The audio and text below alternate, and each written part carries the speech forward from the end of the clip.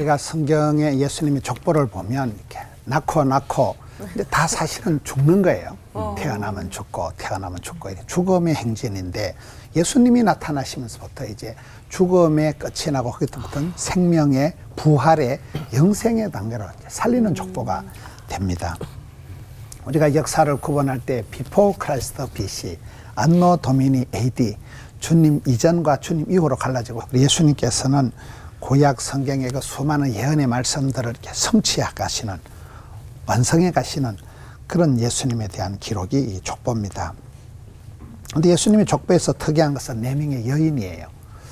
원래 여자나 어린아이들은 성경에 숫자도 안 들어가는 그런 존재인데 예수님의 족보에 라합이다, 루시다, 우리아의 아내 마리아 이렇게 4명이 나타나는데 라합은 이방인이에요.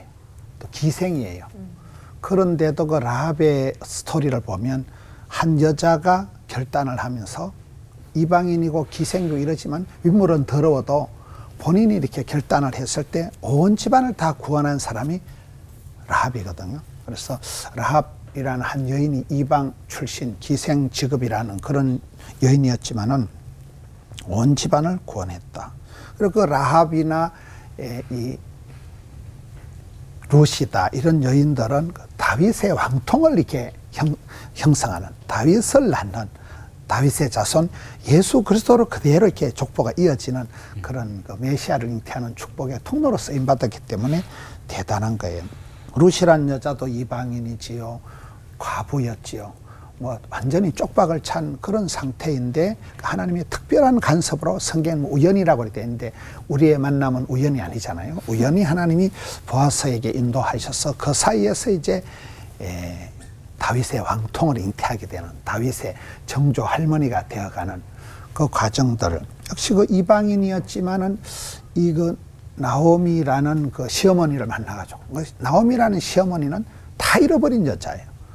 시집 가서 잘 살려고 하다 그 모압 지역은 이사를 간데 그 시대는 이사를 가면 그 지방에 신이 있기 때문에 여호와를 버리고 이방신 지역에 가서 돈 한 푼 벌어먹고 살다가 완전히 쪽박을 차고 나오미는 남편 잃고 두 아들 다 잃고 완전히 빈털터리가 되었는데 그 신앙이 있었기 때문에 며느리가 시어머니가 믿는 하나님이 나의 하나님이 되시고 시어머니 믿는 그 백성이 나의 백성이 되는 이렇게 고백을 하면서 이제 이 나오미와 롯이 굉장한 메시아를 잉태하는 그런 축복의 통로로 쓰임을 받은 거죠. 워싱턴 DC에 가보면 그 바이블 뮤지엄이라고 있는데 거기 그 박물관이 성경 박물관이 어마어마합니다. 7년간에 걸쳐서 기부자만 5만여 명이 참여했고 5,500억 원을 들여가지고 지었다 그래요. 근데 거기에 그 대부분의 그 기부를 한 그 회장님이 모든 사람이 성경을 알도록 하자. 오늘 또 성경을 읽었습니까? 그게 그분의 그 인사말이라더라고요. 근데 거기 제가 가서 본 중에 가장 놀란 게 성경 유물이 44,000점이 있는데 제가 이렇게 쭉 보다가 특이한 게 그 나오미와 롯이 나오는 코너예요. 우리가 볼 땐 그 가부 2명 뭐 쪽박찬 가부들 그 뭐 정상 가부 뭐 주제에 뭐 아무것도 없고 그런데 그 구약을 이렇게 관통해 흘러가는 하나님의 구원 역사 중에 이 나오미와 롯이 굉장히 어떤 복음적인 구약 성경의 가장 복음적인 그 예수님이 이 땅에 오시는 그 족보의 아주 그 하이라이트 정점을 이루는 게 롯이더라고요. 굉장히 제가 놀랐어요. 그 다음에가 우리아의 아내 바세바인데 좀 골치 아픈 여자잖아요. 그런 문제가 많았지만은 하나님께서는 하나님의 나라에는 재활용의 하나님 모든 걸 다 들어서 우리가 하나님 앞에 부름받고 쓰임받고 사랑받고 그러면 되는 거예요. 하나님이 나를 들어 쓰시면 되는 거예요. 그래서 하나님께서 이 말씀 많은 여자들 마리아 같은 경우는 신약 성경에 마리아가 6명이 나오는데 이 마리아는 굉장한 그 믿음의 여인 처녀가 임신을 했으니까 옛날 같으면 돌에 맞아 죽어야 되는데도 담대하게 주의 계집종이오니 그 예수님의 그 30세가 될 때까지 예수님의 그 가정을 보면 30살이 될 때까지 예수님이 한 개도 기적을 안 행했거든요. 그럴 때도 마리아가 그걸 다 보고 예수님 첫 번째 기적을 행할 때도 마리아가 하인들에 가서 예수님 시킨 대로 해라. 예수님한테 가서 포도주가 떨어졌다. 마리아가 이 역사의 커튼을 열어제치는 거예요.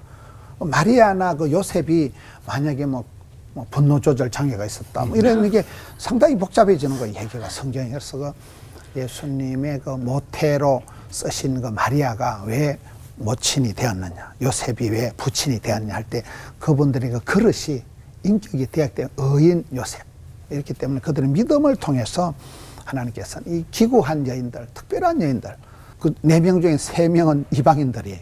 그런데도 하나님께서 그런 여인들을 들어서 예수님이 이 땅에 오시는데 하나님의 구원 역사에는 온 인류 차별 없이 누구든지 구원할 수 있다는 것을 보여주는 거예요. 예수님의 족보가 또한 굉장한 메시지가 되고, 우리도 어디 가든지 무엇을 하든지 그런 축복의 통로로 쓰임받는 사람이 되어야 되겠다. 이걸 족보를 통해서 보여주는 메시지입니다. 기도합니다. 하나님 아버지, 구약에서부터 예언된 예수님의 탄생을 족보를 통하여 보여주고, 특별히 그 중에서도 특별한 사람들을 들어 쓰신 하나님, 저희들도 이 시대에 부름받고 쓰임받고 사랑받는 자들 다 되게 하여 주시옵소서. 아멘. 예수님 이름으로 기도하옵나이다. 아멘. 아멘.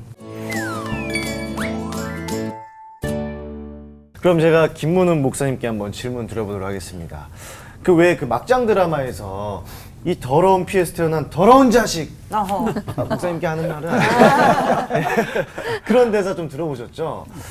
근데 예수님 족보를 가만히 훑어보니까 그 말도 안 되는 죄인들의 더러운 혈통 같아요.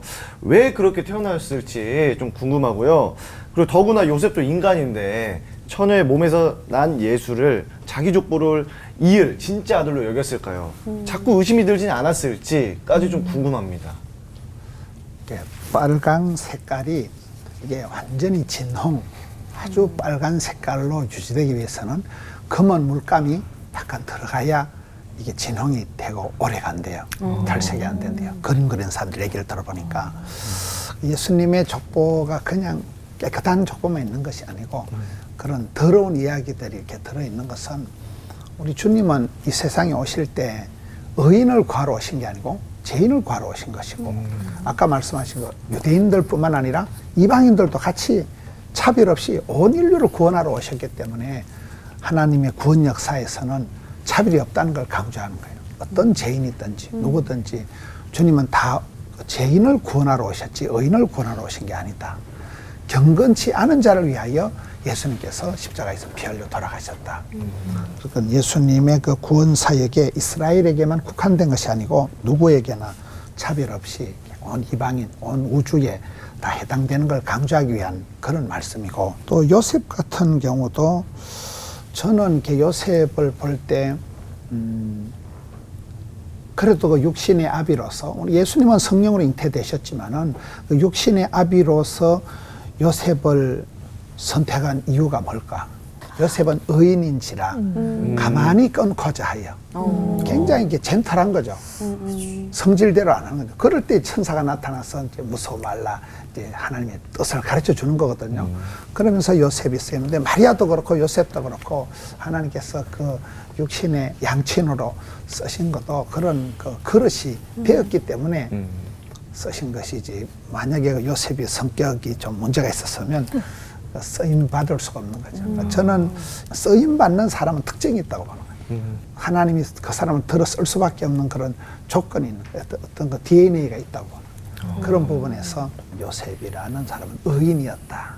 가만히 끊고자 할 만큼 아주 이렇게 좀 점잖은 사람이었기 때문에 예수님의 양친으로서 역할을 감당을 하는 거죠. 중간에 예수님이 처음 그 예루살렘에 올라가실 때 이럴 때 보면 요셉과 마리아가 말귀를 전혀 못 알아듣습니다.